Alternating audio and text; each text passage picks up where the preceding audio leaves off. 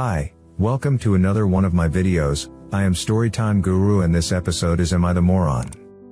If you like my content, please support my channel by clicking like and subscribe, and don't forget to hit the notification bell. In this episode, our first story is titled, Am I the Moron for Refusing to Help a Coworker in Need? Our second story title is, Am I the Moron for Kicking My Boyfriend Out During a Pandemic and Calling His Mom to Come Get Him? Our third story title is, Am I the Moron for Telling My Kid's Teacher that I didn't tell her about my son's history because she's a loudmouth? Here is our first story. Am I the Moron for Refusing to Help a Coworker in Need? Posted by throwaway124577. A few months ago, a new position was created at my workplace that I was interested in, and already doing about half the workload for. I was told if I apply for it, I'll get it from multiple directors. I applied for it, I did not get it. The directors gave it to Mary. Turns out 4/5 on the hiring committee voted for me. The 5th with hiring power picked Mary because she knows Mary better. Anyway, obviously, I was pretty upset. Since then, I've continued to do my role but stopped doing anything beyond my job description that is now part of Mary's job. Here's the issue. Mary is struggling a lot. She's been staying late to catch up. Every time I see her, she looks flustered/run down. She can't handle the workload and has hinted that she'd like me to continue doing what I was doing before. I've refused because 1, they chose Mary, 2, she's making significantly more than me now, and I don't want to do that work for a lesser rate. I might be TA, I could help her relatively easily. I have the time/skills, and I was already doing the work she's struggling with. I just don't want to. I have no problem with Mary herself. She's lovely. I feel pretty guilty sometimes that it's hurting her directly. I might not be TA, I'm sticking to my job description and doing everything required of my current role. I've been polite to Mary and the directors at all times, just refuse to do all of the extra projects. Am I the moron for refusing to help a coworker in need? In my opinion, I don't think OP is a moron for this. They decided to hire someone less qualified and the person who got hired is having trouble with a job she is not qualified to do. They should have known. Am I the moron for kicking my boyfriend out during a pandemic and calling his mom to come to get him? Posted by Anxious Beans. I, 30 female, let my boyfriend Jesse, 39 male, come to live with me and my niece/nephew, who I have custody of, a year before this pandemic mess, so he moved in around the start of 2019, but we'd been dating since 2016. I own a modest 3-bedroom home, left to me by my mom, that I have to pay all utilities/property tax/etc. on. No mortgage thank God, but everything else I pay. His lease was coming to an end soon, and we decided he'd come live with us for a year to see if we'd work out as a married couple. I discussed it with my niece and nephew, and they were all right with it, since it was a test. Things went well for most of 2019. He paid for part of the utilities and helped around the house. But long story short, he lost his job at the end of 2019 and didn't try looking for a new one. He said he was, but I don't see how he had time between his day-long gaming sessions. He lived off his savings until they dried up, stopped helping out around the house, and just turned into a couch potato. But the absolute worst thing was when he'd flip out when he was losing one of his games. He'd rage and scream. He knows I can't handle men screaming, like at all.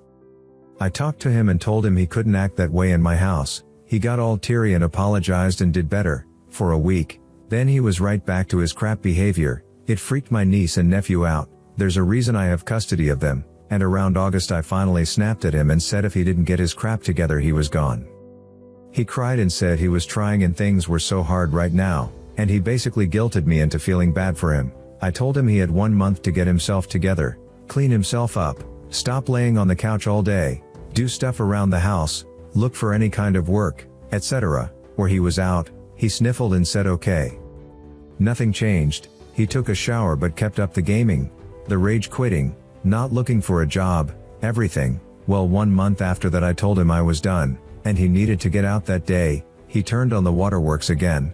But I was done, so I called his mom to come to get him. She came around. She could hear him sobbing in the background, I'm sure, and it was a huge ducking scene. Turns out he'd been lying about having a job. She shamed him into getting up and packing everything of his and leaving with her. I took his key, and he gave me the most hate-filled glare on his way out. He told our friends, and they said I was heartless for kicking him out mid-pandemic, and that I embarrassed him by calling his mom like that. I thought I handled it maturely, but they're all saying I'm the moron and handled it badly, so am I the moron? Edit. I just sent a detailed message about everything that happened to the group Discord all our mutual friends chat on. I didn't spare a single detail and even told them if they didn't believe me to call his mom. She knows what's up, I'll see what they have to say. I believe that what this Reddit user said is perfect. McInnes. Not the moron, don't feel bad about your behavior for a second, he's an immature baby, I can't believe he's almost 40. Am I the moron for telling my kid's teacher that I didn't tell her about my son's history because she's a loudmouth? Posted by item, apprehensive 8256. My son started 7th grade, he's joined a Lego robotic club, but then pulled out after he and I had a conversation. The club teacher, AmITheA, was pretty upset and disappointed that he quit. She said she didn't understand that after I paid, she took the time to supervise and coordinate the club, and he was one of the most enthusiastic members, and she gets flack from the principal when kids drop out. I told her that it was for a personal reason, and we liked her very much. This caught the attention of the principal who has hated flakes, and she sent me harsh emails about kids starting something and then quitting, and then parents complaining that the schools don't do enough. I asked for a call and explained the situation.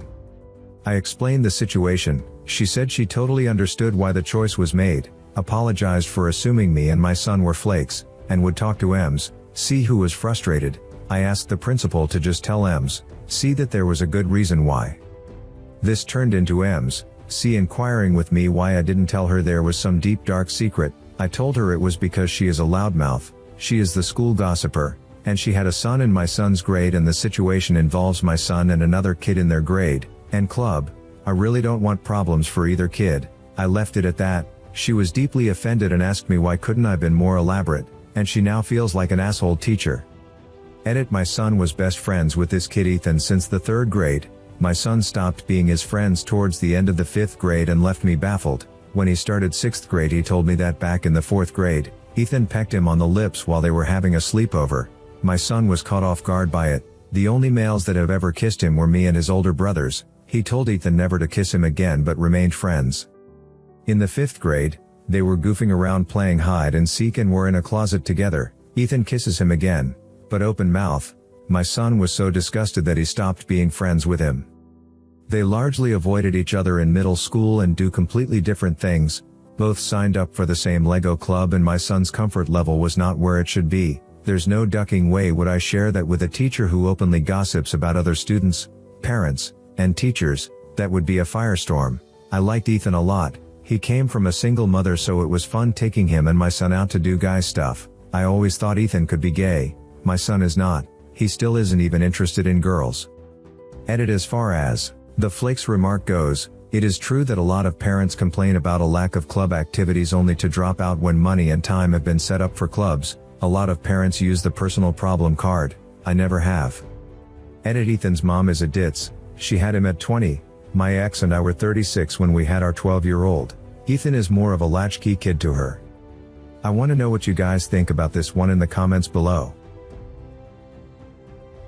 If you like my content, don't forget to like and subscribe, and tap the notification bell.